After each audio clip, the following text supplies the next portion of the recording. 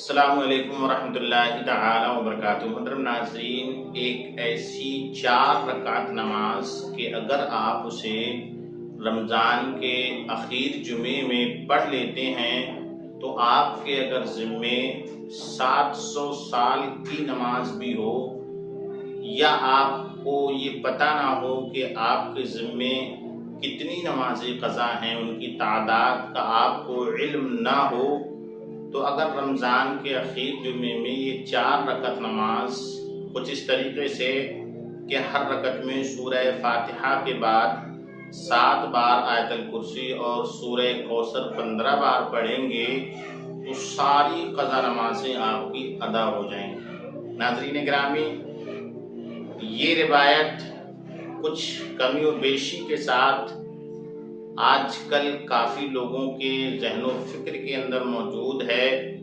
اور خاص طور سے خواتین کے اندر بھی اس کا بہت زیادہ رواج ہے، اور لوگ اس فہم گمان میں ہیں کہ رمضان کے آخر جمعے میں ہم اگر اس طریقے سے 4 رکعت نماز نفل پڑھ لیں گے تو ہماری ذمے جتنی بھی قضا ہیں جن کی تعداد ہمیں اگرچہ معلوم نہیں ہے تو وہ سب کی سب ادا ہو جائیں گی۔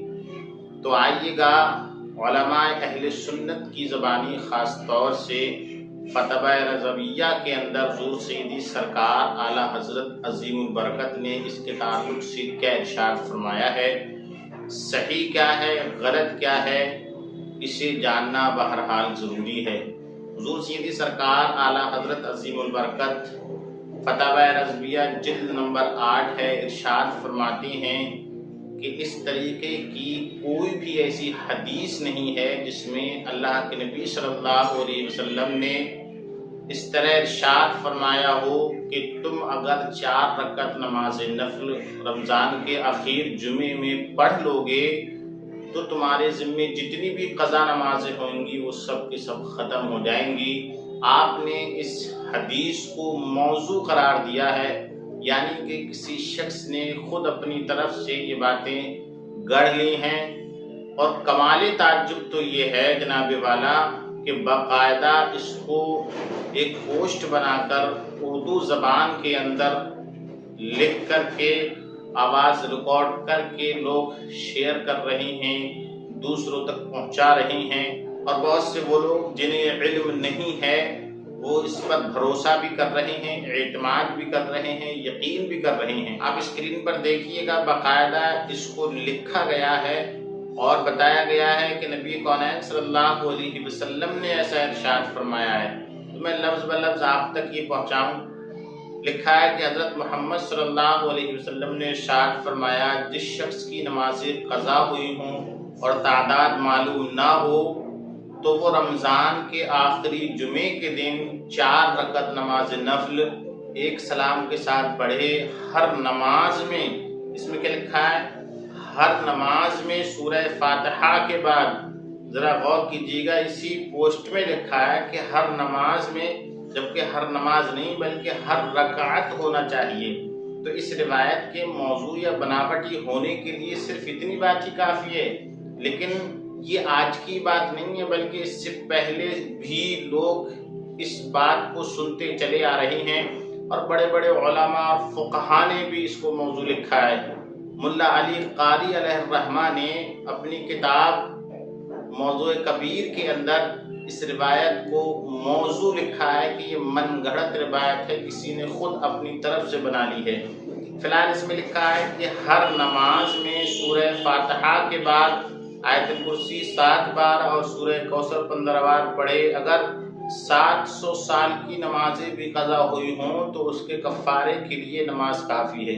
نیچے لکھا ہے کہ رمضان کے آخر جمعے سے پہلے تمام مسلمانوں تک پہنچائیں اور ہماری اس میں مدد کریں، اسے شیئر کریں۔ اس طریقے کے الفاظ آپ جانتے ہیں کون لوگ لکھتے ہیں۔ تو یہ آج کا سوشل نیٹ ورک ہے، لوگ کسی حد تک بھی جا سکتے ہیں، اپنی طرف سے بنائی ہوئی باتیں شیئر کرنے لگتے ہیں، اور اسے وائرل کرنے کے لیے بس کہ شیئر کرو، کہ لوگوں تک پہنچاؤ، کہ صدقہ جاریہ سمجھ کے، کہ ثواب کی نیت سے۔ بارہا آپ یہ باتیں سب سنتے رہتے ہوں گے۔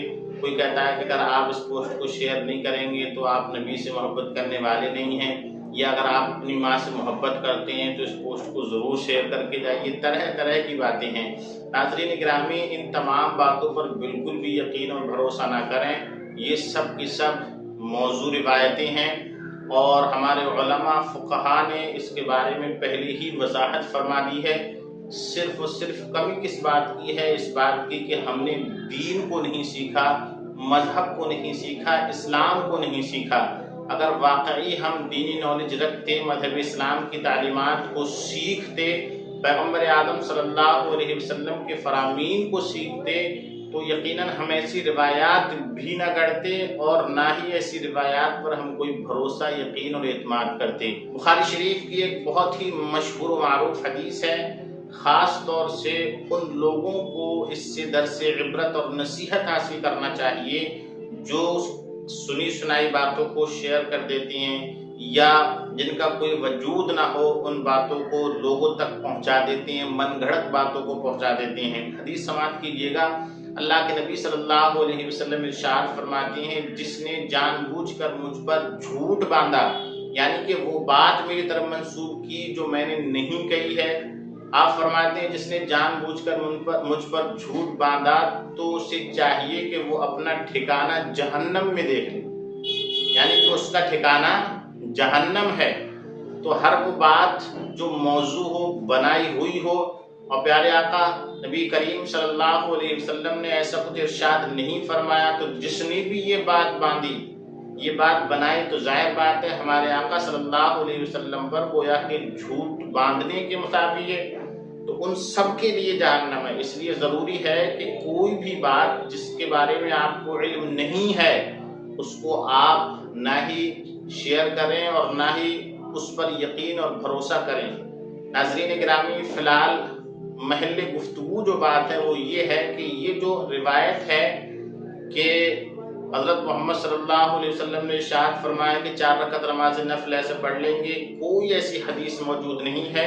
حضور سیدی سرکار اعلیٰ حضرت عظیم برکت علیہ الرحمت و رضوان نے بھی اس کا رد فرمایا ہے، اور فقہاء کرام ملا علی قاری جیسے بڑے بڑے محدثین، یعنی کہ حدیث کے راویان جو تھے اور حدیث کو پڑھنے والے، سمجھنے والے جو تھے، حافظ حدیث تھے، انہوں نے اس کا رد کیا ہے اور کہا ہے کہ یہ موضوع روایت ہے، من گھڑت روایت ہے، بنائی ہوئی روایت ہے. لہذا ہم سب کو چاہیے ان تمام باتوں سے دور رہیں اور زیادہ سے زیادہ علم دین حاصل کریں. اگر آپ کو کوئی کنفیوژن ہو، کسی مسئلے میں پس و پیش ہو، تو اپنے علماء سے رابطہ کریں، اپنے فقہاء مفتیان اعظام سے رابطہ کریں. اس سے پہلے کسی بھی سنی سنائی کہی ہوئی بات پر بھروسہ نہ کریں، اور یوٹیوب کے سوشل نیٹ ورک پر کسی بھی شخص کی بات پر اس وقت تک بھروسہ نہ کریں جب تک کہ آپ اس کے بارے میں جان نہ لیں کہ یہ واقعی مستند عالم دین ہے یا واقعی انہیں دین کی صحیح نالج ہے. اگر آپ کو پتا ہو کہ ہاں واقعی یہ عالم دین ہے، مستند عالم دین ہے، تو ضرور ان کی بات کو آپ سماعت کیجئے گا. مزید اگر آپ کو پس و پیش ہو تو حوالے جات کا مطالبہ کیجئے تاکہ وہ اپنی بات کو صحیح ثابت کر سکیں. خلاصہ کلام گفتگو یہ ہے کہ یہ روایت موضوع ہے، من گھڑت روایت ہے، اس پر بھروسہ، اعتماد و یقین بالکل نہیں کرنا چاہیے. قضا نماز کی ادا کے تعلق سے بخاری شریف کے اندر ایک حدیث ہے، بہت مشہور ہے. علماء فقہاء فرماتے ہیں کہ اللہ کے نبی صلی اللہ علیہ وسلم نے ارشاد فرمایا، اگر تم سے کبھی تمہاری کوئی نماز چھوٹ جائے یا تم سو رہے ہو اور نماز کا وقت جاتا رہے تو اس نماز کو دوسرے وقت میں یا دوسرے دن آپ قضا کیجئے گا، تبھی وہ آپ کے ذمے سے ساقط ہوگی. ویسے کوئی بھی نماز اگر آپ اسے قضا کر کے نہیں پڑھیں گے تو آپ کے ذمے سے ساقط نہیں ہو سکتی ہے. لہذا نماز بندگانہ ان کے وقتوں پر جماعت کے ساتھ ادا کیجیے گا، اور اگر کوئی چھوٹ جائے تو دوسرے دن یا دوسرے اوقات میں آپ اسے قضا کرنے کی کوشش کیجیے گا، قضا کیجیے گا اور اللہ سے توبہ استغفار کیجیے گا. اللہ رب العزت بڑا بخشنے والا، مہربان، رحم فرمانے والا ہے. السلام علیکم ورحمۃ اللہ وبرکاتہ.